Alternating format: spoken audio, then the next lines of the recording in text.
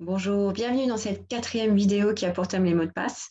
Alors les mots de passe, c'est le casse-tête de tout le monde. On n'a pas envie d'en créer trop parce qu'on a toujours peur de les oublier. Comment faire avec les mots de passe? S'il y a vraiment une seule chose que j'aimerais que vous vous rappeliez, c'est qu'il faut avoir autant de mots de passe que de sites internet sur lesquels vous allez aller. Je sais, c'est très contraignant. C'est vraiment important puisque vous l'avez vu dans la vidéo précédente. Si vous avez un mot de passe pour tous les sites internet que vous avez l'habitude en fait de visiter, si vous avez un site internet qui se fait pirater et qui récupère votre mot de passe, il a accès à tout le reste des données. Donc, c'est vraiment important de comprendre ça et de bien sécuriser surtout les sites sur lesquels vous avez des données vraiment sensibles. Je vais penser à impôt.gouv.fr, je vais penser au site Amélie avec la sécurité sociale, bien sûr l'accès à vos comptes bancaires. Il y a vraiment des sites internet sur lesquels vous laissez vos coordonnées bancaires. Ces sites-là doivent être très sécurisés avec des mots de passe uniques. C'est vraiment important. Qu'est-ce que c'est qu'un bon mot de passe? Donc, je vais vous partager mon écran pour vous montrer un article que j'ai écrit dans un blog, dans mon blog, il y a déjà quelques mois, hein, c'était au mois de juin. Ça faisait partie en fait des, des, des, des choses en fait, qu'on me demandait beaucoup en me disant, mais voilà, moi, un mot de passe, je ne trouve pas ça pratique. Comment je peux faire pour simplifier ça? Et c'est là que je me suis rendu compte, en faisant quelques recherches sur Internet, que voici en fait la liste des mots de passe qui sont les plus souvent utilisés. 1, 2, 3, 4, 5, 6, AZERTY, admin. Donc, vous voyez, c'est des mots de passe qui sont très faciles, entre guillemets, à craquer, comme disent les pirates. Des mots de passe qu'on peut arriver facilement à retrouver. Pourquoi ne pas mettre en fait votre date d'anniversaire ou le nom de votre animal de compagnie? Ça, c'est aussi en fait une technique qu'utilisent en fait les pirates, c'est qu'ils vont aller regarder sur Internet, notamment sur les réseaux sociaux, par exemple Facebook. Si vous publiez des vidéos ou des photos en fait de votre animal de compagnie et que vous mettiez Pichoun a bien mangé ses croquettes ce matin, il va déjà savoir que ça c'est le nom de votre animal de compagnie et que vous risquez en fait de peut-être l'utiliser pour vos mots de passe. Donc il va garder cette information là. Votre date d'anniversaire, si vous avez mal sécurisé votre compte Facebook, elle peut être vraiment publiquement retrouvée. Bon, mot de passe, je passe. C'est tellement simple qu'on se dit comment ça se met ça soit encore utilisé. Il faut vraiment penser, lorsque vous quittez votre maison, vous avez vraiment ce réflexe de fermer à double tour en fait votre porte d'entrée. Vous faites pareil avec votre voiture, vous verrouillez votre voiture quand vous sortez. C'est pareil en fait avec Internet, c'est pareil votre ordinateur. Vous devez avoir un mot de passe lorsque vous allumez la session de votre ordinateur. Pourquoi? Parce que c'est tellement facile après de voler votre ordinateur si vous n'avez même pas mis un mot de passe pour pouvoir verrouiller la session. C'est-à-dire que lorsque vous allumez votre ordinateur, on vous demande un mot de passe pour pouvoir rentrer. Et de la même façon, vous le faites sur votre tablette et sur votre smartphone. Commencez par ça. Mettez des mots de passe. Ce qui fait que ça va vraiment ralentir et ça va compliquer le travail de la personne qui vous a volé votre ordinateur ou ça vous laisse du temps, par exemple, de faire un dépôt de plainte à la gendarmerie ou en tout cas de faire une opposition sur votre carte bancaire. Donc, si vous avez déjà un mot de passe sur votre session d'ordinateur, téléphone ou smartphone ou tablette, si vous faites un mot de passe bien sécurisé pour les ouvrir, déjà, vous compliquez la vie du pirate. Si en plus, vous avez des mots de passe bien sécurisés, c'est-à-dire entre 8 et 12 caractères, avec des majuscules, des minuscules, des chiffres, des caractères spéciaux, là, vous avez déjà quelque chose qui commence à être assez intéressant. Vous avez ici la possibilité de créer des mots de passe. Donc ça, dans cet article-là, vous voyez, par exemple, ça, c'est un petit moyen pour vous rappeler peut-être plus facilement de vos mots de passe. Vous prenez une strophe d'un poème, je ne sais pas, une fable de La Fontaine, et vous prenez uniquement les premières lettres de chaque mot. JF5, vous voyez, JF5 pour je fais 5 km. Vous pouvez aussi travailler avec de la phonétique. Par exemple, j'ai acheté 5 œufs, au lieu d'écrire J apostrophe I, vous écrivez G, H et T. Ça peut être aussi d'autres moyens pour vous créer des mots de passe qui sont un petit peu plus sécurisés. Donc, je rappelle bien un mot de passe par site. Moi, je suis comme vous, hein, je n'ai pas une mémoire extensible, donc j'ai un petit carnet et sur ce petit carnet, bah, je note tous mes mots de passe. Ça m'aide et je me dis que si jamais j'ai besoin, par exemple, de me connecter ailleurs, ce que j'évite de faire, bien sûr, mais on ne sait jamais, si je dois aller utiliser un autre support numérique pour pouvoir me connecter, eh ben, avec mon petit carnet, je sais que j'ai tous mes mots de passe. Bien sûr, ce carnet, vous ne le rangez pas à côté de votre ordinateur, hein, vous le mettez un peu plus en sécurité, dans un tiroir un peu éloigné du bureau ou dans votre bibliothèque, par exemple. Mais vraiment, ça peut vous enlever beaucoup de tracas d'avoir cette politique de gestion de mots de passe un petit peu plus sécurisée.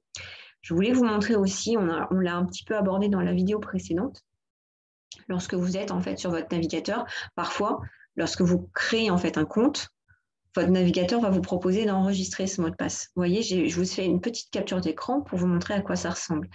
Là, je suis allée sur le site de La Redoute, donc c'est un site d'achat sur Internet. Donc forcément, il y a de fortes chances que si j'y vais et que j'achète quelque chose, que j'y laisse mes données carte bancaire. En général, quand je fais un achat sur Internet, le site en lui-même, par exemple là, ici dans ce cas-là, La Redoute va me demander si je souhaite conserver mon numéro de carte bancaire. Moi, toujours, c'est non. Je ne veux pas que mes coordonnées bancaires soient enregistrées sur le site et associées à mon compte client.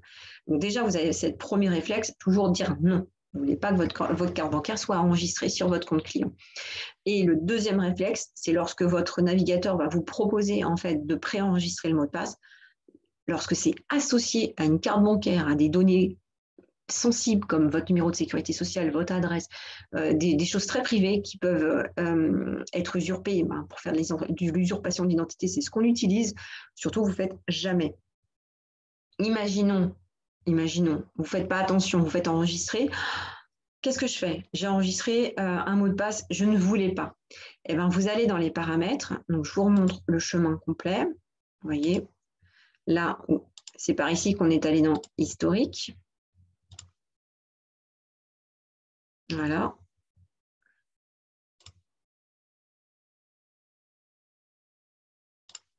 Et donc là, je vous remonte parce que tout à l'heure, je pense que j'étais sur la dernière vidéo. Et voilà, il y a cette possibilité d'effacer uniquement la dernière heure. Moi, ce que je vous conseille, hein, c'est d'effacer toutes les données. Donc, je vous le remonte quand même, toutes les données. Hein, vous venez chercher ici la périodicité que vous souhaitez et vous faites effacer les données.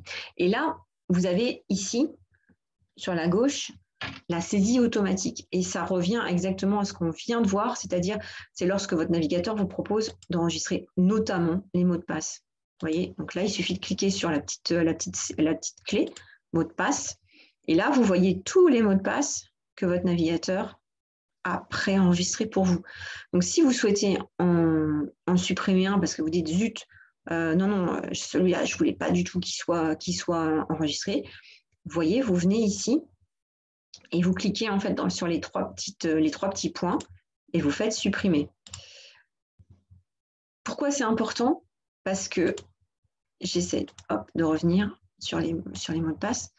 Moi, j'ai activé en fait sur mon ordinateur une option qui me permet de ne pas voir ici les mots de passe. Et je ne l'avais pas avant.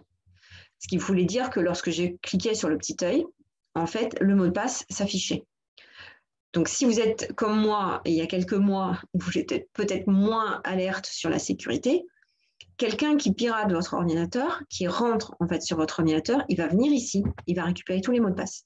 Et là, il va pouvoir rentrer sur des sites que vous pensiez sécurisés. Donc, si vous avez déjà pris l'habitude de ne pas préenregistrer de façon automatique les mots de passe des sites un peu sensibles, vous avez déjà plus cette problématique-là. Donc après, moi, j'ai activé ça sur ma sécurité Windows, qui fait qu'on ne peut pas venir, quelqu'un d'autre ne pourrait effectivement arriver dans mon ordinateur, vouloir cliquer ici, mais là, il va redemander un mot de passe. Et ce mot de passe-là, je peux vous dire qu'il est noté nulle part. Donc là, il n'y a aucun risque pour moi. Mais je préférais vous le montrer. Et si, effectivement, vous vous rendez compte que vous avez fait une mauvaise manip, eh bien, vous venez ici, vous voyez, vous faites là, supprimer le mot de passe, et le mot de passe, il part. Et là, il n'est plus préenregistré. Donc là, c'est plus pour vous montrer si jamais vous avez fait cette manipulation par erreur, de savoir où aller pour effacer cet enregistrement automatique.